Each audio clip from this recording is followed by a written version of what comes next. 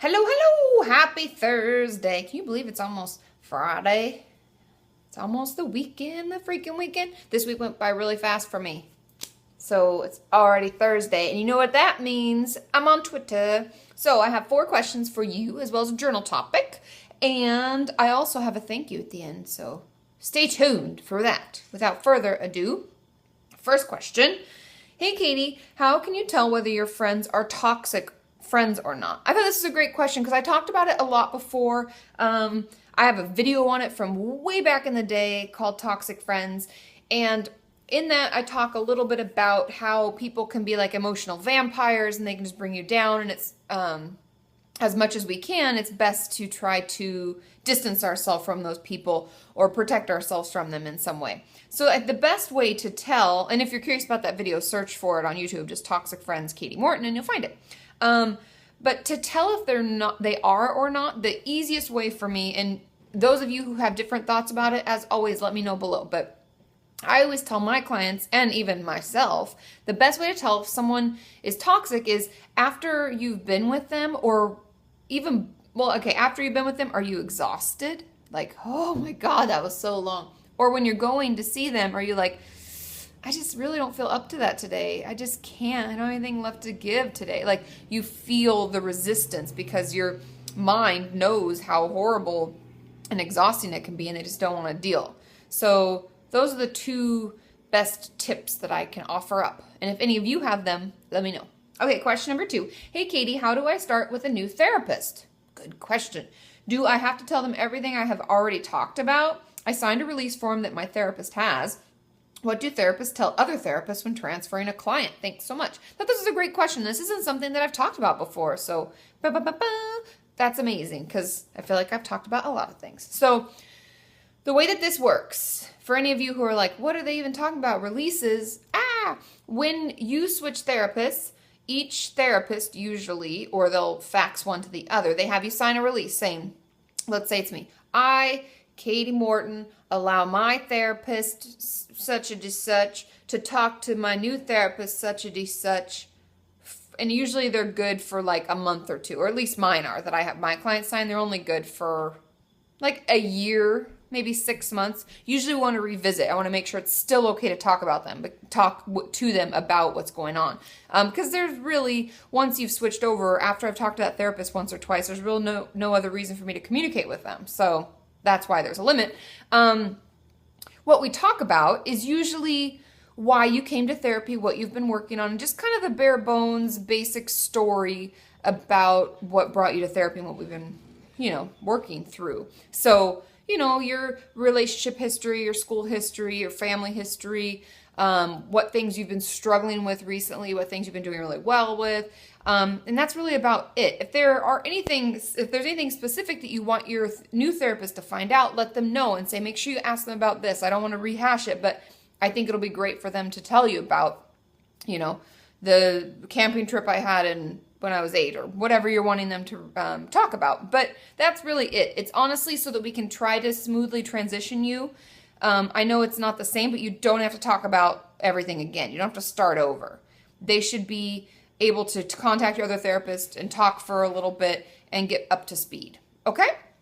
And if any of you have different experiences with that, let me know. But that's how I do it, and that's how I've had other colleagues contact me. So I'm hoping that that's the same across the board. Okay? Question number 3. Hey, Katie, what's considered to be sexual abuse? When I was about 7 years old, this person forced me to do some things. And I say forced because I hated it. I didn't know what to do to stop it. He was only 4 years older than me, though. I thought this was kind of a good question. It says, we were children, so there wasn't sex involved, but now I'm in recovery, and I think that it affected me more than I thought. Thank you. Sorry, I cut and paste this one, so it came in 2 little bits. Oftentimes, we just use the term sexual abuse. Someone's been sexually abused, and we don't explain what that really means. Now, technically speaking, from a therapist standpoint, I have to report sexual abuse if you're under 18, if something's happening to you. So, for something to be considered sexual abuse, it just has to be sexual in nature. Now, the way that they describe that is it lewd or lascivious acts? Who uses those terms? The BBS, that's who. But what that really means are these acts that are of sexual nature? Are these acts that are kind of leading to that? Are they things that, like, to even taking pictures or videos or anything that may not actually be sex, but it's very, the context and the content that they're working around is very sexual. It's all sexual abuse. It doesn't have to be just sex. If someone's making you touch their genitals, that's sexual abuse. If they are telling you to take your clothes off, they don't actually touch you or do anything, that's still sexual abuse. It's sexual in nature. It's a lewd act. It's a lascivious act. I hope that clears that up. I know it sometimes is difficult. I even had to memorize these like 6 different steps of how to know if something is sexual abuse, and that was the best way I could remember it. Like, is it sexual in content or nature, or is there anything? It doesn't have to be actual physical contact. It doesn't have to be actual sex. It obviously can, oral, anal, whatever, but it can definitely just be you being forced to take your clothes off or anything like that, okay? I hope that clears that up. And if any of you have other questions about it, let me know, or if that's not enough, I can get more into it, but that's how I figure it out in my brain, okay? Question number 4. Hey, Katie, not sure if this will be in time. Well, it was, but here goes. So I'm over a year clean from self-harm. Yay! But lately, the urges have been getting worse, especially since a bad breakup. Instead of acting on these urges, I've started to drink and smoke a lot more. Is it normal to replace one self-destructive behavior with another? It is so common.